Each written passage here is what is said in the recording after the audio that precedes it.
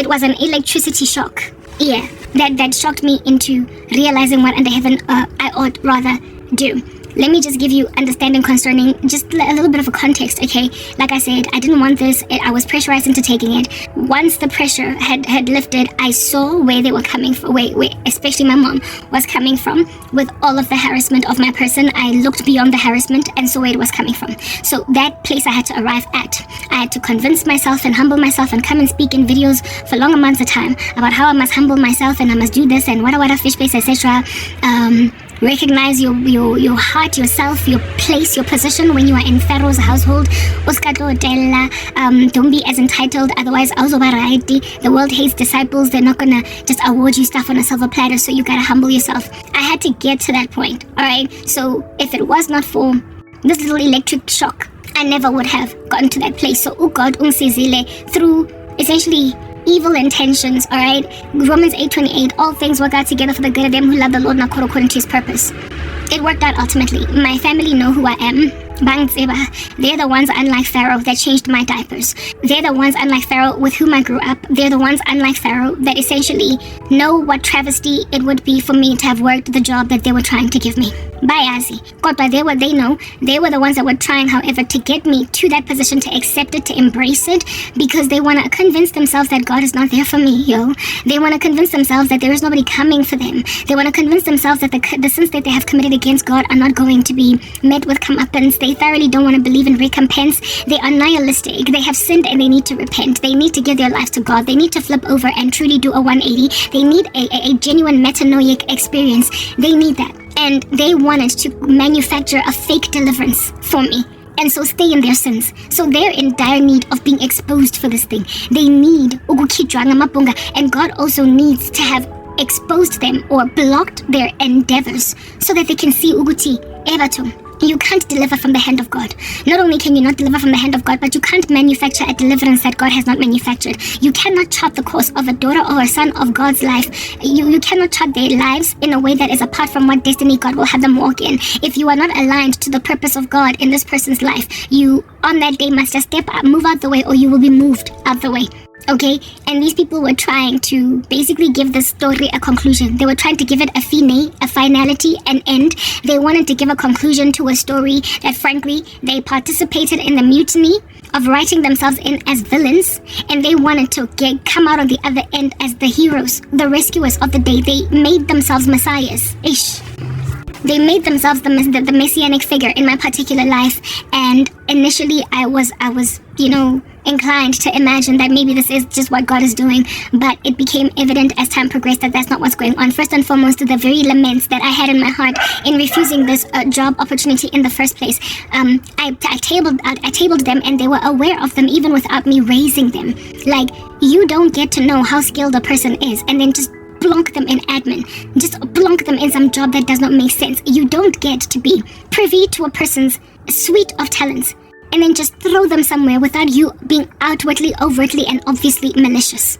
You don't get to be aware of what a person can do and then just throw them underneath like heaps of paper to go and file. You understand what I'm saying? You like, on that day you were actively and outwardly malicious, and I was aware of that. I was aware, like, I've got family members that work. I have a cousin that works, first and foremost, I had a family member that at some point, shortly after losing my job at MTN, was working for Vodacom. And they refused to help me get in, even though I was in the telecommunication space, and at that stage, I only had mere months of a gap in my CV, mere months. Now it's been 10 years. I've got another cousin where there was a recruitment drive of project managers in their company, and she saw it fit not to recommend my CV. Like, I've got people in my family that could have rightly placed me, appropriately placed me, and chose not to. They've been walking in so much sin, and now after 10 years, they're trying to get me to push paper. They're trying to, after 10 years, get me to just be buried under heaps of admin and have nobody basically hearken to my skills. But you see, remember I did a video, maybe like, 2 or 3 days ago, where it is that I was speaking, well, basically 2 or 3 videos from this one, I was speaking about how it is that even though, listen to this, right? Even though Some people in your ecosystem might not want to admit or acknowledge how skilled or talented or gifted you are. God will always raise up others that are like, this person is actually really good at what they do. I spoke about the Eben. Remember Eben? I used the name Eben. I gave the name of that employee at MTN, Eben, a guy who, in the heat of my former boss's incendiary activity against me, where she was lying about how well I'm performing or lack thereof, there were other people in the organization singing praises to my name, and this Eben guy was privy to some of this conversation, and Eben went on right ahead and told me when I was leaving, right, when I was exiting the building at the turnstiles. He was like, Karabo, how are you, a colored guy? And he was like, some people really underestimate people in these streets, but Karabo, you are doing so well, people are speaking so well of you. And I was shocked out of my mind, because my boss at the time was literally treating me like I was underperforming and I was the scum of her particular team, whereas Eben was communicating to me what rather the stakeholders in the business feel about my delivery. Eben was telling me about how the stakeholders in the building rather have a different opinion of me, and he improved my heart. He made me feel better. So Eben made me feel better, okay? Yeah, I spoke about that in that other video. At length, I unpacked it, so you would have to listen to all that to gauge that story.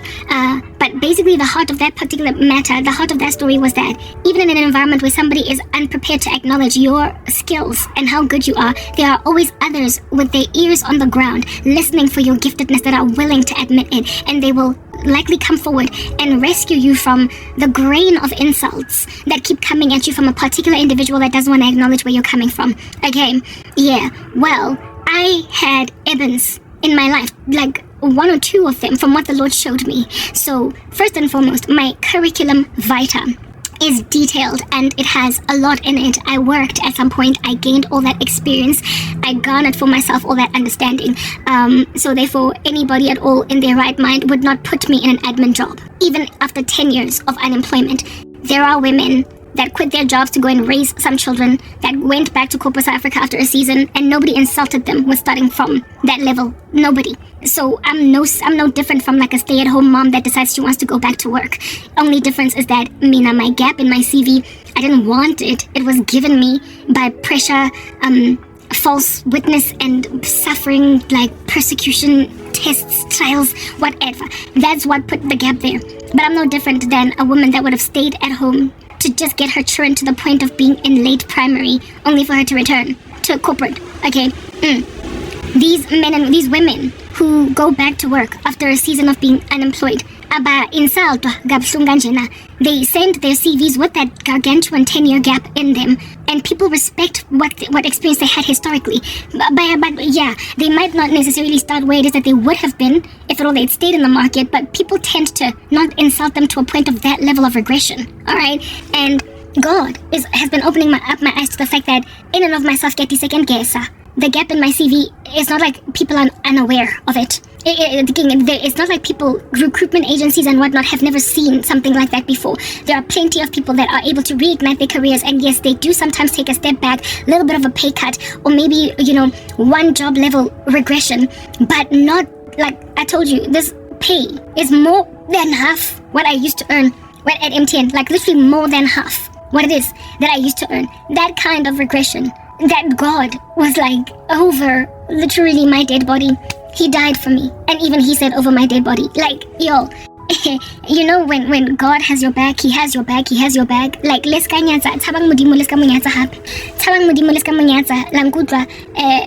not only did this individual that gave me this job, first of all, I said I don't want it. I then got yelled at, right? Not by that individual, but by my own mom, who pressured me into accepting it. I took it, okay? And in the run-up to me rejecting this, I communicated, I explained at length to this family member that offered me this opportunity why I should not be put in this environment. And one of the reasons that I gave was that in the past, when people have tried to demote me, it has ended so horribly. It has ended so horribly. There was a time when I was placed in some kind of a start-up, stipendee, intern, admin, don't know what in the world was going on at Wits University, and it ended horribly because of the way that I was being treated in that environment. Like, at some point, I even had some woman yell at me for half an hour because of the fact that once I started working, I was so skilled. I was so good at what I did that people who were much more senior than me got sufficiently intimidated enough to plot and scheme. And one woman literally locked me in her office for half an hour and just told me where to get off. I went to my car to cry. Things eventually got to a point where people stopped responding to my emails because of my follow-through, because of how much I was delivering on the job. They deliberately sabotaged me by making it appear as if though I did not pull my act together. Like the main dude that was running that place was starting to lean on me so much that he would go to me instead of them to basically get deliverables given to him. And these people hated that so much that they persecuted me on some umusha, and she's getting us yelled at by our boss. She's getting us, disciplined, rebuked by our boss. So they started to essentially hold back. And one of them literally locked me in her office for half an hour. And I explained that to this woman, where I am too skilled. I am too skilled to be chilling in a place where I'm pushing paper. I am going to bring forth the best that I can bring in that little position. And that little position, the best in it, is going to get me harassed. Like in that other company, in meetings, I would literally get asked something in a meeting. So basically it's my turn to answer a question that was asked me. And I would answer that question, and before I am done, I would be made to shut up. I would speak and somebody would interject because of just never mind my eloquence, but how on the ball I was. They hated the answers I gave them. Like, you would ask me a question, and when I give you an answer, you then interject in my mouth. That was the level of sabotage and pushback I endured in that environment. That was the level of sabotage and pushback that I endured in that environment as a result of how hard it was to work, to a point where people stopped responding to my emails when I was following up. Essentially, they made it impossible for me to work. It's like, if at all I'm out here trying to follow up on stuff and nothing is happening, what's the point? It's like stuff is good, it's just gonna hang. They had no respect, and then I had to keep on giving paisa. I had to keep on going to their boss on some, I asked and nothing's giving.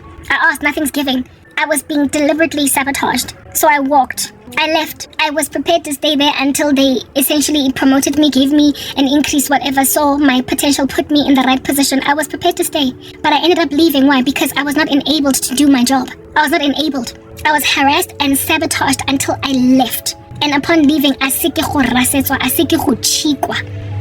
that's what I endured. I explained all that to this family member, that if you put me in this lonely position, the risk is very real and alive, that the colleagues where I am going to be working are going to start slowly but surely sabotaging me. God has always blocked an environment where I have been regressed. He has always stopped it. He has always yanked me out of that environment. He has always basically rebuked those that put me in that position by making it such that even they couldn't stomach my presence in that place.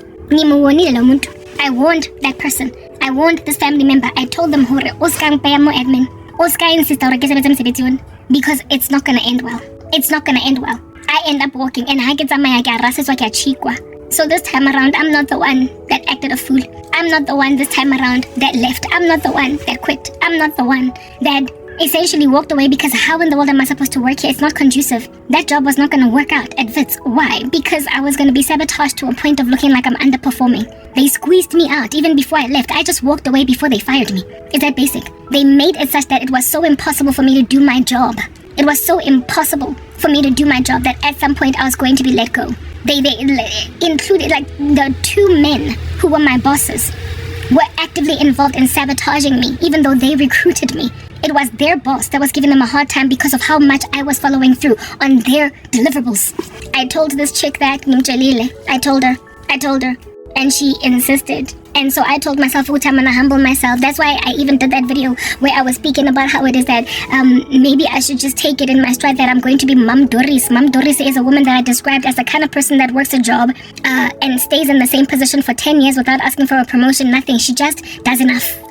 I wanted to be Mam Doris so I don't endure persecution at the hands of colleagues. But then I spoke against Mam Doris because that is the work of laziness, and God does not like laziness. God does not love it. He despises it.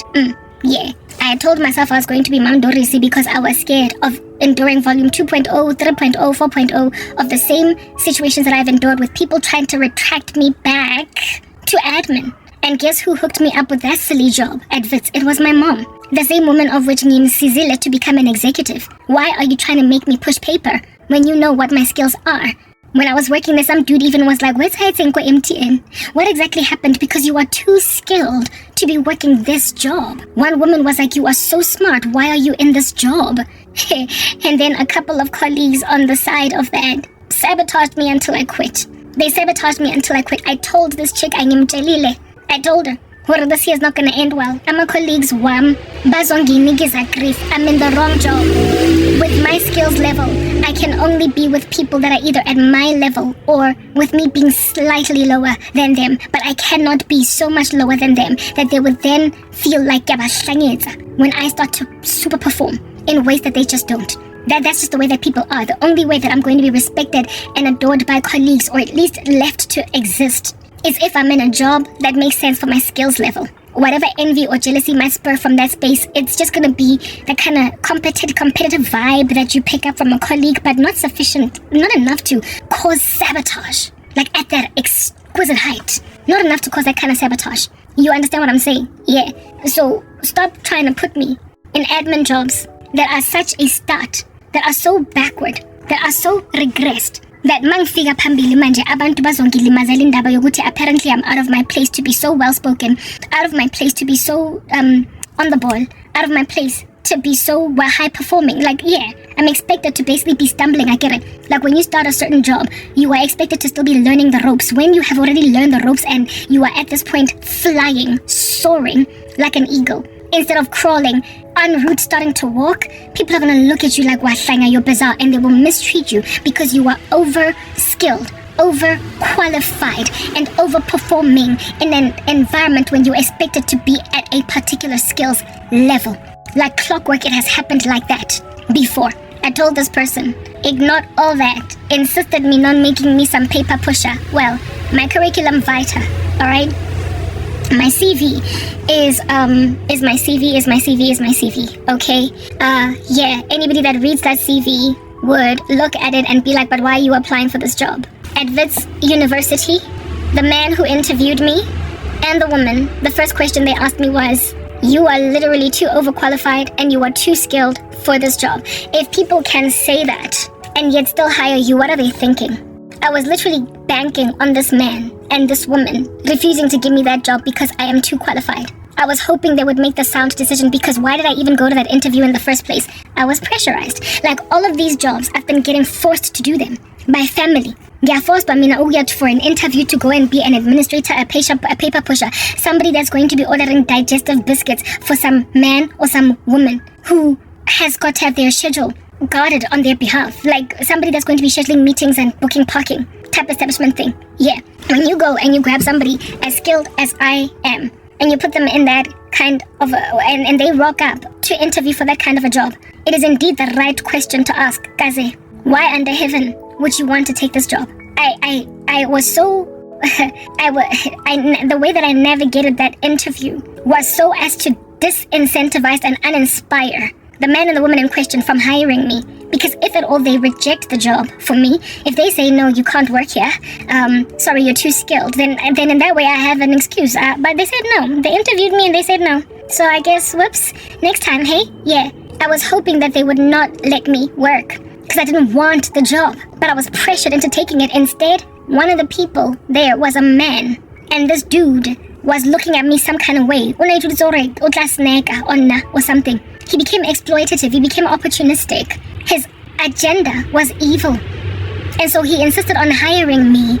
And he had crash. That's what I'm getting at. He wanted me around. And so he, even though he had at the interview said, no, sorry, we're probably not going to give you this job because you're too qualified, he changed his mind somewhere along the way on some I want to hear. Because somebody with whom to fraternize on the building. And I started working that job and it didn't end well. Especially considering I wasn't trying to reciprocate that guy's fraternization in whatever thing that he was doing. Yes, like it, y'all. And the exploitation by women, like the insistence that make it start from scratch. I've tried, y'all. I've tried to never mind start that. I couldn't have done anything for it. But it was a contract aiming to become permanent. If I could prove myself, maybe they might have given me salary e bonahalang. Mara mole no go tshegisa shem. Ne bang fa 3,000 rands ka month. It was funny. It was hilarious. It was more like an internship, and even then an unpaid one. All they will give you is maybe transport money to make sure that you've got petrol. They gave me grifka parking they gave me grief ka e bathong ha ona ntho e ba sang fang grief ka yona mone ke pakateng ne ke dula ke gasetswa ke security. At some point they almost clamped my wheels. I was like, dude, I work here. Ke sebetsa mona sheba access card, bona access card ka fela ifeletse. I work here, you can't be clamping me. I'm allowed to park lana. Kodwa my bosses were dragging their feet to give me parking, to basically get me officially given parking, because I wasn't officially a permanent member of their staff. So it doesn't matter that I drive a car, because indeed that job belongs to the kind of person that's out there using a taxi every day. But I had my own car. I've been through hell and back. That's what I'm getting at. I explained this to this family member of mine, and she insisted that I send her my CV and interview in this regard. Fine, I gave her my CV, but guess who made like Eben? Her own staff, her own people, the people who interviewed me. First of all, she said to me, "Batla go founela ka Mantaha. Job interview is about to happen then." They just like they didn't call me. But ba habang founela. Here it is that their boss is telling them, please call this person for an interview. Please call this person for an interview. And they literally ignored her. They ignored her. They didn't call her until I kept on sending her the WhatsApp. On some habang phonele. They said they're gonna call me, they're not calling. They said they're gonna call me, they're not calling. They said they're gonna call me, they're not calling. They said basically I followed up with her so much. If anything, the first day I did not even send her a WhatsApp because I thought that maybe they'll get back to me. She told me they'll call me Monday, either Monday or Tuesday.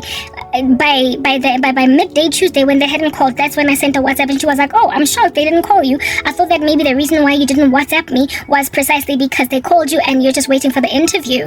I was like, "No, nobody out here told me anything." I had to follow up with her like 3 times, and by 3 times I mean over 3 days. The next 3 days I would be like, "Habasong phonele batho ba hao." Her staff dragged their feet. Her staff was like Eben. Her staff dragged their feet. Her staff looked at my CV, my very long, like windy, mendy bendy CV, and they were like, "Okay, so this is a vacancy, it's open. We need to hire somebody." And mind you, I told this woman, I was like, when I was busy rejecting it, before I was forced to take it, I told her, give this opportunity to a young, aspiring person in this country, some bright-eyed and bushy-tailed 26-year-old that is going to be happy for the opportunity. Like, give it to her or him, because you are taking away jobs from those who need the skills to train them up. That is as skilled as I am this job. Already South Africa is suffering from a skills exodus, y'all. We are already suffering from a skills shortage. How are you gonna go grab a very skilled person? Admin. Guys. Anyway, whatever. So this person insisted on that, right? So then her colleagues were supposed to be the ones to call me for this job interview. They didn't call me because why didn't her colleagues call me? I will tell you why her colleagues did not call me initially. It's because they were dealing with CVs up to that date of these 24, 5, 6, 7-year-olds that were vying for that particular job. Okay? And they likely had been either interviewing them or planning to interview them or whatever. And then next thing rocks up this big, beefy CV of this 40-year-old woman in the midst of this pile, and this woman throws it to them like a brick on the desk on some call her for this interview for this job. The staff are then like, "Okay, sharp boss," and then they look at the CV and they're like, "Ebato, ke mo boss interview motho with this kind of level of skill." So what I believe might have happened is that these ladies called everyone else for this interview. Bafonele wonke umuntu else for this interview. Do you understand? That was appropriate for that job. Just like I said, I'm Bionigeza some, up and coming, young lady. Give her the opportunity to gain experience. 6 months, a year, 2 years, 3. She will be around for you. She will be around for you. And there's not going to be a problem with staff turnover. There's not going to be a flight risk, because Lamuntu is just going to be grateful to have a job. That's going to suffer severely from a lack of job satisfaction. Don't do this thing. Do not do this thing. Like proper. Do not insist on basically being my messiah, girl, when you cannot offer me a job that makes sense. If you don't have an opening in your company that is more aligned to my skills, don't hire me. in this one. You are insisting on hiring me in this one. You're senior enough in that organization. You're senior enough in that company to give me a better job than this one. There are other openings that are better than this one that are most suited to my skills, but you're insisting on putting me in this one. Or at least something close, dog. Don't throw me in that job. I am certain more LinkedIn, there's something else that is available that can be more appropriate for my skills level. I am sure. Because she's, like I said, she's senior enough to place me elsewhere. But nah, admin, that's what's good. So her staff, the HR as well as the woman that with whom I would have been working, are the ones that were to schedule the interview me. And they dragged their heavy South African feet. They dragged their feet, y'all. And it took me following up multiple times and her calling them on some wireless phone. Hey. Okay, there we go. Charge the phone to 20%. Hopefully I'll be able to speak my heart's content. I seriously doubt it. But anyway, yeah. No, where was I? Yes, employees out here being told why asked, this family member, they were asking her, I asked her because nobody was calling me, even though I was told I was going to get called for an interview.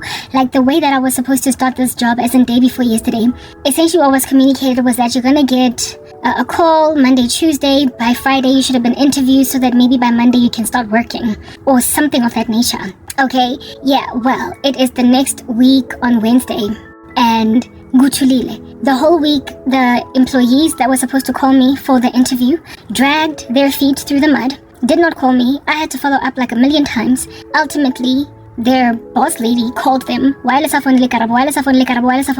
until after enough pressure on their heads, they called me.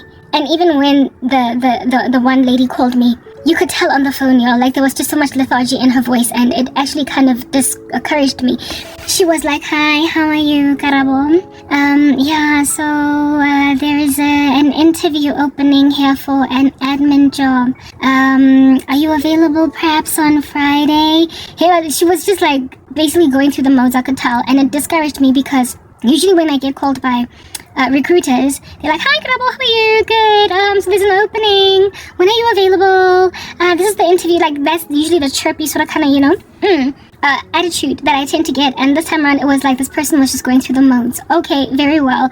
Ultimately, the meeting does get scheduled, and I have the interview on a Friday, on last week Friday. That's when I had the interview, and on the phone in the interview, I was just being interviewed, etc. for the larger majority, in the back end as I was interviewing. And a lot of times throughout the interview, like one person kept saying, "Well, I mean, you already answered the next question. So I don't really have much else to say." The interview was quick, within like maybe 10-15 minutes. Okay. And I was told that, okay, we'll be in touch, like type setup thing. It's been dead quiet ever since. And what's especially taxing about how dead quiet it is, it's not so much that they haven't called me. It's that she hasn't. The person who organized this interview, the one that tried to get me this admin job in the family, she's the one that's been quiet. And for me, it's like you've gotten feedback from your staff, obviously. Your HR person and the person that was... also sitting in that interview, basically the whole panel, they obviously gave you feedback, like, duh, they must have, okay? So why are you quiet?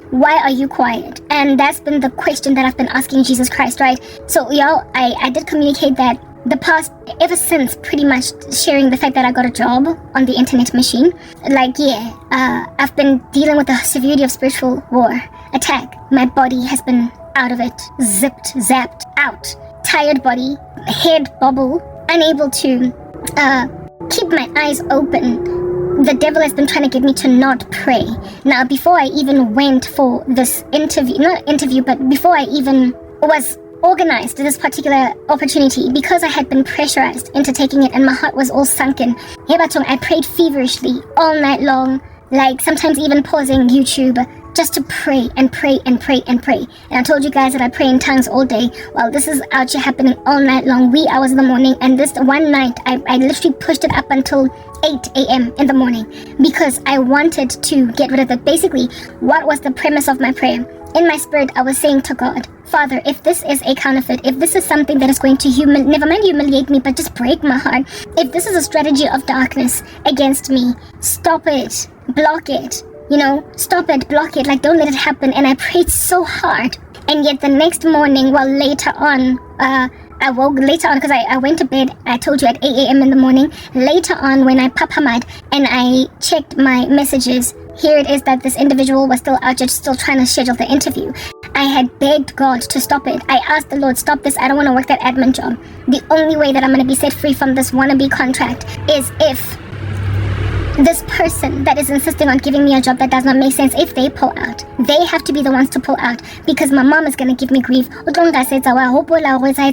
You remember what happened at Wits? I cannot be the one to walk out on my own. I can't be the one to quit. I can't be the one to say no, because then I'm going to be threatened. So this individual has to be the one to break away. This individual has to be the one to make a decision that they don't want to do this with me. Then in that way, my mom's hands are tied. She can't give me pressure because it's not like anybody's out here trying to offer me something that apparently I'm rejecting. Okay, yeah, that was my prayer all night. Wankudwa, for 2 nights in a row, I prayed like this. I asked the Lord to get this thing out of my skin, to remove this thorn from my flesh. And I imagined God said, my grace is sufficient for you and my strength is made perfect in weakness.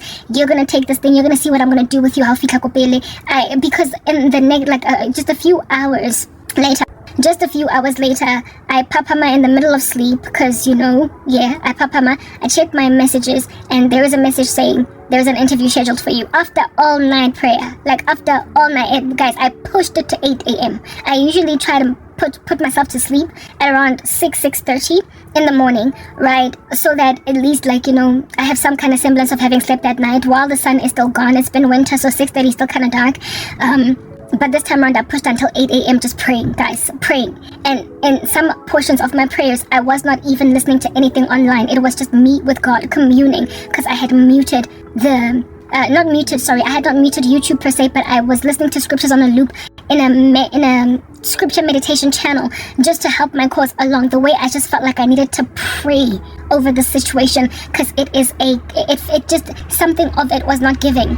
And here it is that just hours from that all-night prayer where I'm thinking I'm bringing down strongholds, I get the call telling me that this is happening. I was like, okay, girl, when you've prayed that much, and God is pushing you in that space anyway, clearly you are leaning on your own understanding. So just go with the flow. Go with the ebb and the flow. Let the Lord lead where the Lord will lead. Maybe this thing is going to suffice. Maybe it's going to give. But that's just the thing. Ughesha in the kingdom of darkness, or people when they are trying to push something that does not make any sense at all. Bazwe pusha anyway, but God is the one that ultimately stops it. Like Pharaoh, there was much prayer being done where that was concerned. There was much petition on behalf of the people of God being done by Moses and Aaron, and yet Pharaoh was pushing an agenda anyway, holding on to the people of God, right? So sometimes when you pray, asking for God to block something, stop it, when it happens anyway, don't imagine he didn't hear you. Sometimes it's just a matter of, with the heart of Pharaoh being hardened, a plague has to fall on Pharaoh to make him let the people of God go.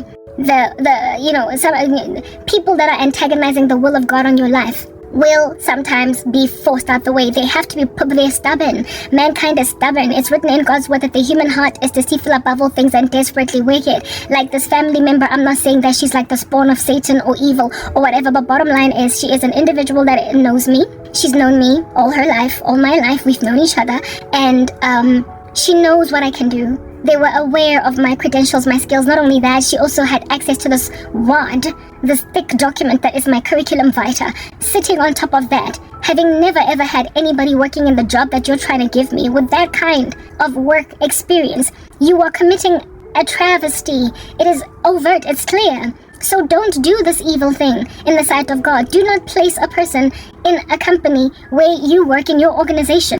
Do not place a person in your company, in your organization, where it is that you work, in a job that does not make any sense for them, especially if, as a professing child of the living God, you are aware of the ill that's been done against this person. You know what wrong and what dirty has been done to this person. Do not then insist on humiliating them. The Bible says that the righteous will not be condemned when put to trial. Guys, I had a dream, like literally the day after I was told that the job interview is going to be scheduled, I'm going to get called. I had a dream of me standing in that company, like in a room in that company. And guys, my head was on backwards, my feet were on backwards, and my torso was facing front. It's like I was discombobulated.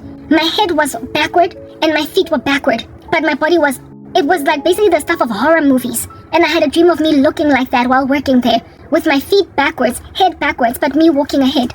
And when I woke up, I was like, God, I mean, fine, you're showing me that's not an environment I'm supposed to be in. I'm being forced. You know that I'm being forced to go and work there. I don't want to work there. So if my head is on backwards and if my feet are on backwards, what can I do? And then also, God, other dreams where it is that I was shown certain of my cousins that have hurt me, that have bewitched the living daylights out of me, priding themselves in the fact that I took that job.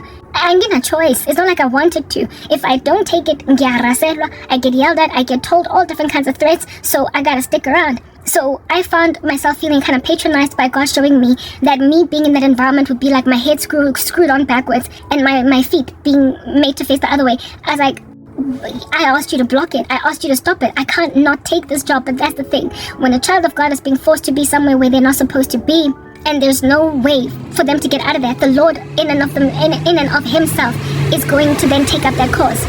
Jesus will be the one to take up the cause of that saint of his. The Lord will be the one to say, my daughter is not going to go there. My son is not going to go there. I don't want my child in that environment. It is just a stubborn Pharaoh holding on to the people of God. That's what I'm getting at. And my family members in this particular juncture, I'm much like Pharaoh. So here it is that I go for this interview with my head screwed on backwards and my feet facing the opposite direction, with people out here trying to laugh at me, trying to make myself feel excited about something that I knew I didn't want to take. Even coming here on YouTube talking about how it is that, the Lord availed an avenue of escape for me, knowing that I didn't want it at first, but then imagining that maybe this is what God is doing anyway. Because the thing that got me to a point where I thought that God was doing this anyway was me praying all night, like I said, in tongues, and frankly pushing it all the way up until the sun is out and yawning and everything, 8 a.m.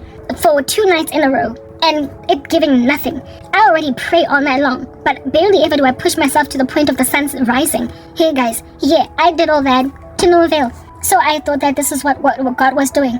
Only for an Eben-like structure to pop up. First and foremost, the people who called me for the interview called me after they were getting constantly followed up with, because they just looked at my CV and they were not even trying to listen to me at all. Ultimately, they called me. The person on the phone sounds disinterested, but hey, whatever, we gotta go through it because our boss told us to interview you. And then after the interview happens, Guatula. And while I can understand maybe the people who interviewed still kind of waiting to give feedback to the candidate and whatnot, I was supposed to get feedback from the family member, the person who organized this interview. They were supposed to come back to me and be like, Karabo, this is what's going on, we should hear. And mind you, this person, I was chatting with them pretty much almost every single day on WhatsApp in the run-up to the interview, and now it's just dead quiet. It's like I've been ghosted. There is weird activity coming from that end, and I thought that maybe Karabo, relax, just chill, recline your chair, wait, because this is a done deal. It's a guaranteed thing. Not only that, busy motoona, and this is an interview process. It can take time sometimes for people to get back to you. It's only been 2 days. I thought to just kind of let it go and wait for time to progress and see what in the world is going down. But then the Lord woke me up, not just this morning, but the night before and the night before then, telling me, Karabo, you are still in danger. You're still in hot water. Essentially, all the things that you were fearing, you are about to, that all the things you feared and all the stuff that you imagined you're about to come up and have air concerning, they're not eradicated. The threat of suicide, I keep seeing it. It's a thing. The Lord is showing me also that the threat of these licentious men is still a thing. Men being on some tit for tat, I scratch your back, you scratch mine. People feeling like they've won. Curses coming from cousins and whatnot. I keep seeing a lot of the same stuff that I was enduring when there appeared to be no hope coming for me in sight. Especially the threat of death on my life. And I'm like, God, if at all I'm gonna be working a job soon, why is this a thing? And then 2 days ago, I get yelled at for uploading, not so much yelled at, but basically rebuked for sharing that I got a job, because it was as good as done. The interview was literally communicated to me as just a formality that I'm gonna work. So that's why I already shared the testimony in advance. Type establishment thing. And then 2 days two days ago, I then get this talking to where it is that I'm basically being told, you need to stop with this Christianity thing. you need to stop with this online thing, because frankly, I've been lamenting the past 2 days, and my videos have been basically complaining about the fact that I'm a 40-year-old woman. If I want to do YouTube, I will do YouTube. If I want to evangelize using this platform, I will do what I want to do. I'm not breaking any laws. Let me do what I want to do, right? The past 2 days I've been lamenting about that. Y'all know if you've been listening to me consistently. Well then today, which is day 3 in this lament, I thought that yesterday's video was going to make me feel better. I said, remember how I said, Uti abantu, when they want to make out of you a doormat, when they say lie on the floor that we might walk all over you, let them walk, girl, let them walk. Because God will judge them. At the end of the day, we're going home. You are the Philadelphian church. Don't let anybody steal your crown. I thought I'd be cool. After yesterday's message. But when something is a burden to God and something is an urgency to God, He will make it a burden and an urgency to you. He won't let you rest. The Lord will not let you rest until you finally happen upon the epiphany that you must happen upon. God will not give you peace until you are in the right epiphany, until you are in the right state of mind. What He is doing, He is going to discomfort you into ultimately walking in it. You will figure stuff out. God is not going to leave you out on a limb or disquieter all night long. He has a thing about making a king uncomfortable all night until he does what he wants. You will remember what happened with Xerxes in the book of Esther. The king Xerxes, how it is that he couldn't sleep all night. He was jostled until he ended up reading some book, and then he found the story of Mordecai and realized that some dude was not rewarded for something that he had done on his behalf in the past, and it caused Mordecai to ultimately get exalted by Xerxes, right? He was on that, is it camel, horse, whatever, with the signet ring, and he went through the town. That had to be the preceding acts that were that Mordecai walked in before ultimately Esther would expose Haman, that already by the time that Haman gets exposed, the king would already have a very high regard for Mordecai. And what happened? God had to jostle the king all night long with restlessness until he read some old book that was dusty, that he never would have read if it was not for God disquieting him in the night. Similarly too, if you think about Pharaoh, right, when he was holding on to Sarah, despite Sarah being the woman of promise to give birth to Isaac in the future, he actually holding the woman in his household as a concubine or whatever, while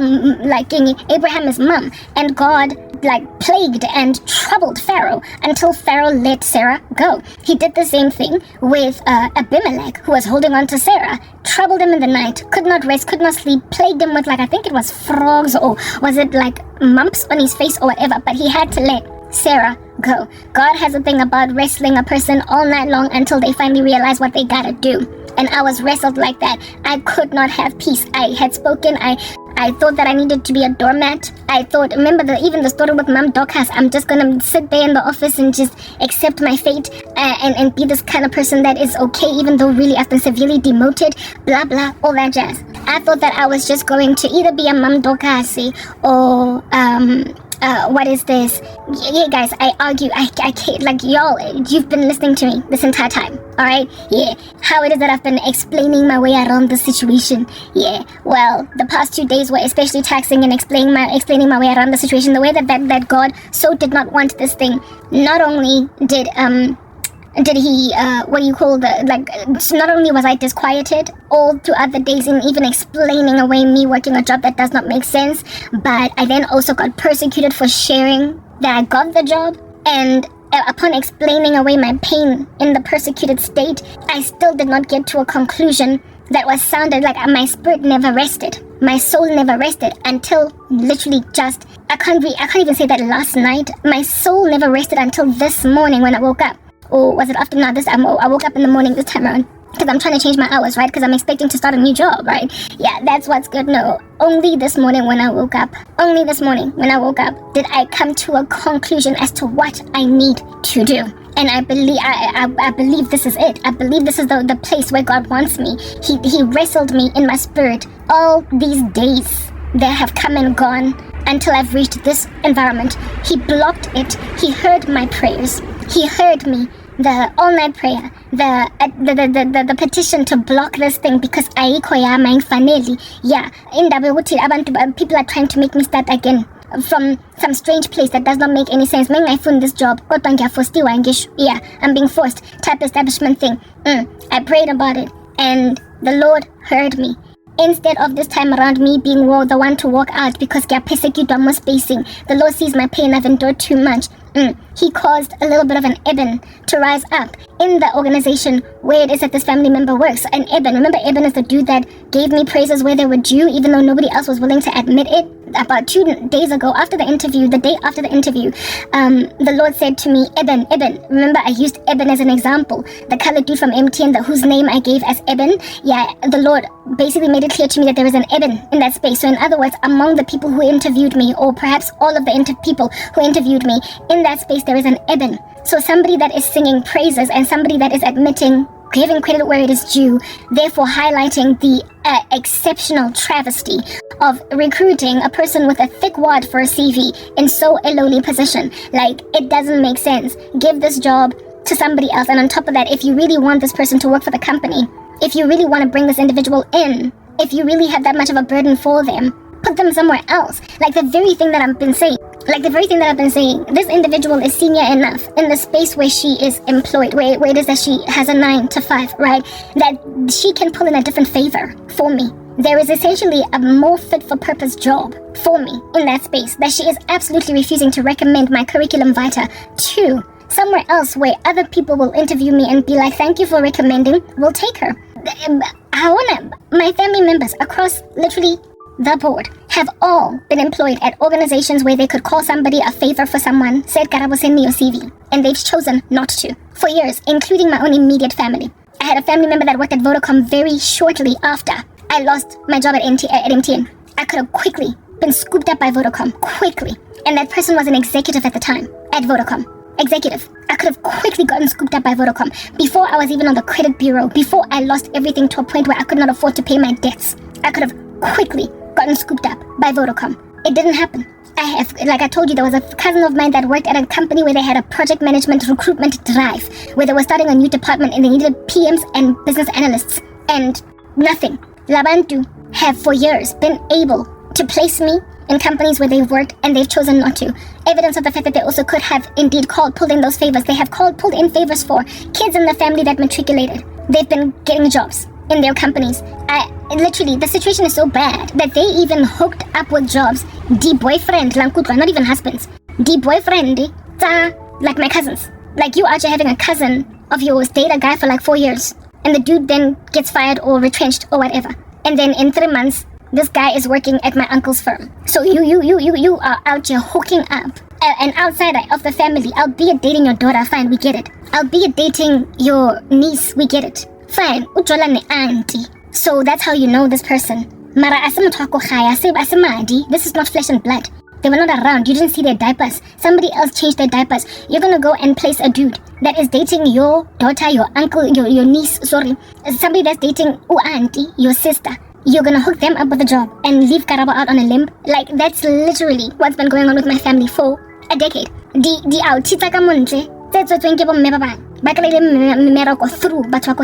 Through my family members. And they watched me rot. They watched me rot while hooking up strangers, boyfriends and girlfriends, and cousins from other mothers, like proper, like next door neighbors, cats, actually got jobs through my family members instead of me. I want to know my skills. Mara, and the world hates disciples. The scriptures are so clear. The world hates disciples enough to a point where you will hook up your next door neighbor's cat with a job in your company rather than your Christian niece, your Christian brother, your Christian auntie, your Christian sister.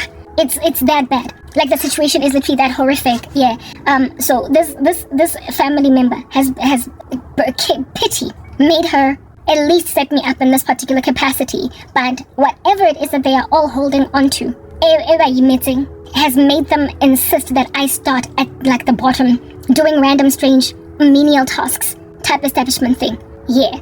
So I've been afraid to mention that this is what's going on because I've thought that this was what God was doing. But with the level of ghosting that I'm now enduring, and never mind ghosting, you see, if I was just ghosted, I might just have kept quiet and said nothing. For me, it's the fact that I am being told even not to post on YouTube. Literally, that is becoming a problem. Me continuing with the ministry, that's the thing that's making me come out and now expose this nonsense for what it is. I am being bullied at this particular juncture, and it is the bullying that caused God to be like, girl, you're still in danger.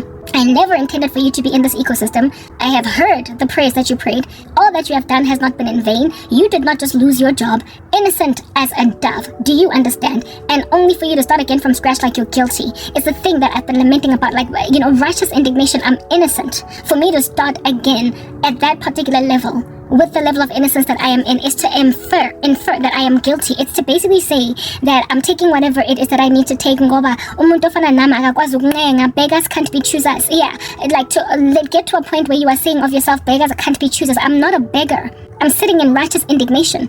I was unjustly, ripped out from a career. I should not have to start so lowly. Anyway, whatever. So what raised up for me, because the Lord saw that here I'm being bullied and I'm gonna say, I don't ever say. Essentially, the humiliation of this family member was what needed to happen. Somebody in her staff was like, look, we understand the compassion you might feel for this individual, the gap in their CV. It's sad that a woman would be out of work for 10 whole years, at the end of the day, and we live in a country crash up against women. But are we not doing her a misfavor and injustice by placing her in this space? If at all you're truly burdened for her, why don't you recommend her to John Jimmy? Why don't you recommend her to Team Yamatha? Because Team Yamatha is looking for this kind of opening, and this is more appropriate for this individual. We interviewed her, and based on the interview, she could be liked by Martha. Jimmy might actually like her. Hey? Like Mangjabu, Pinky, Petrosi might actually really like her. Give Petrosi the CV and ask him just to see her. He doesn't have to hire her, He doesn't have to take her. Type establishment thing with Petrosi. He can just Petrosi doesn't have to take her, but just give her CV to Petros. Give her CV to Petros and see if Petrosi won't be willing to interview her to fill the vacancy in his team, because this is more appropriate for her.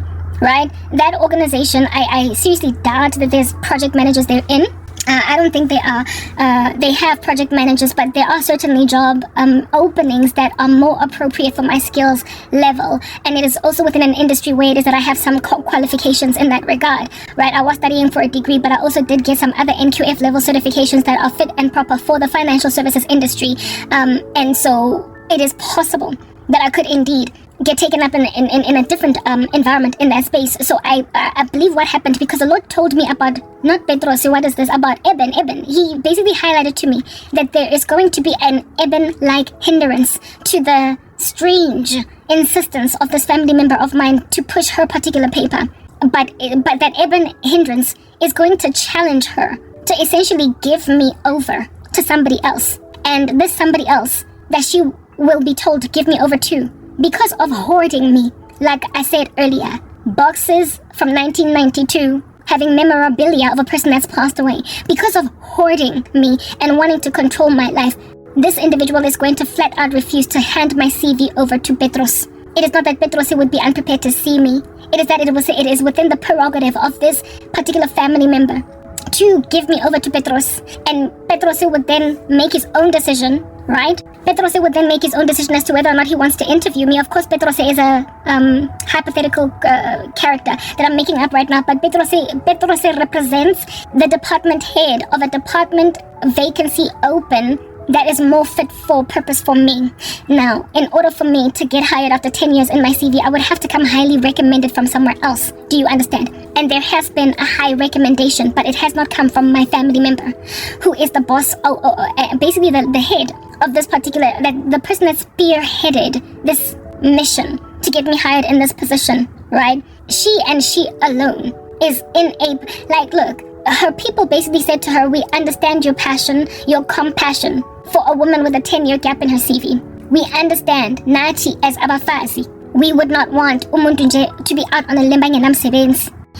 But lo awukho appropriate, lo muntu is too skilled. So why don't I recommend it to Petros? Why not recommend her to Petros? Because Petros has another job.